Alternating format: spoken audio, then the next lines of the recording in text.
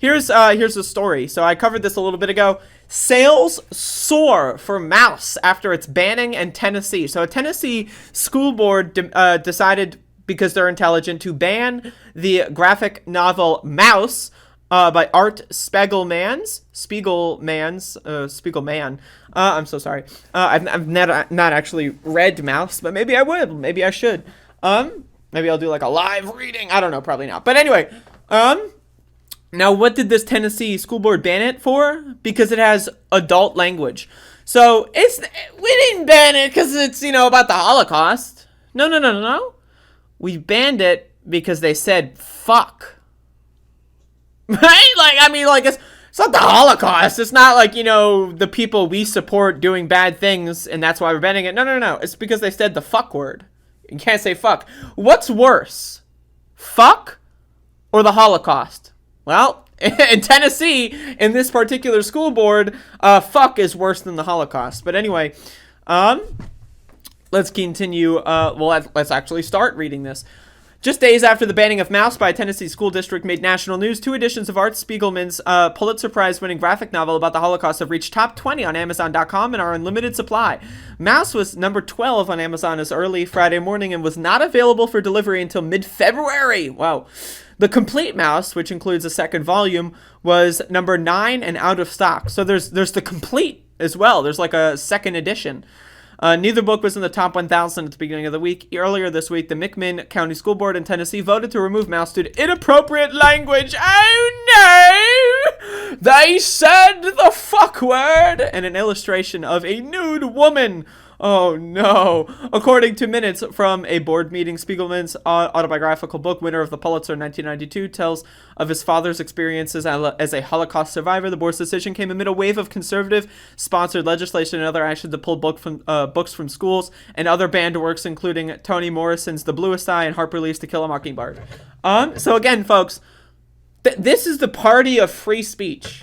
This is the party that's against censorship. At least that's what they say. That's what their supporters say.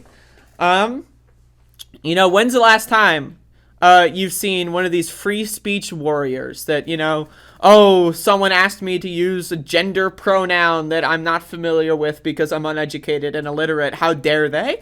My free speech is under attack. When's the last time you've heard one of these people talk about this? I mean, it's not gonna happen. And that's why, I personally, I'm a free speecher. I'm a goddamn free speecher. I like free speech. I like being able to say fuck and shit. I like being able to say cum, and bastard. That's speech that I believe personally. I very much so believe in that speech. So I'm a free speecher, and I personally think that the free speech stuff really needs to be re-embraced by the left. And I don't mean that in the cringy, like I say the N-word with my friends, kind of way. I mean that in the, when it really comes to censorship, where does censorship actually fucking, happen? It happens on people that are poor. They get censored. I mean, just look at the mainstream news. The mainstream news pretends poor people are like a statistic. When's the last time you've read a news article, that said, in the mainstream news that actually interviews poor people at length about their experiences with poverty? You don't. You don't. I'm sorry. That just doesn't happen.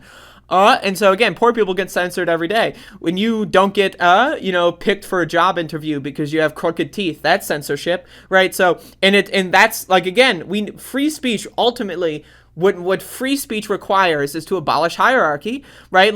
How come people that have rich parents or celebrity parents have more speech than people that are poor and don't have celebrity parents, right? So when I say I want free speech, I mean, I want to abolish hierarchy, motherfucker. Because again, think about, a lot of these cringy free speechers, right? They will use the crux of, but free speech to defend people being racist.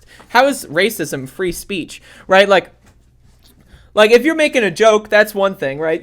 But if you are sincerely preaching that white people are they rule, man, that's not free speech, right? Because it's not free, it's not fair, right? The whole purpose of free speech is that everyone is treated fairly and under the same circumstances, right? So it's that's not really free speech. Now, again, am I saying that I would necessarily support someone being jailed for being a Nazi? I mean, like, there should be definitely some due process involved. Let's just put it that way. But anyway, really, ultimately, when it comes to censorship, it's the right wing that always censors the left wing. There is no such thing as left wing censorship. It is a myth. It does not exist. I need to be very slow on that one. It does not exist. There is no left-wing censorship because the left has never had power. The left will never have power. At least probably not in my lifetime, right? But the left has never been in power in this country. The left has no shot at power in this country. And so there's no such thing as left-wing censorship. If you are afraid of being ridiculed because you don't properly use a gender pronoun in the way that people want you to, that's not you being censored. That's you having consequences for your actions. That's you purposefully going out of your way to be a jackass, loser, moron, and then, it's free speech for you, but not for everyone else calling you a jackass. And that needs to be understood. So I'm a huge free speecher.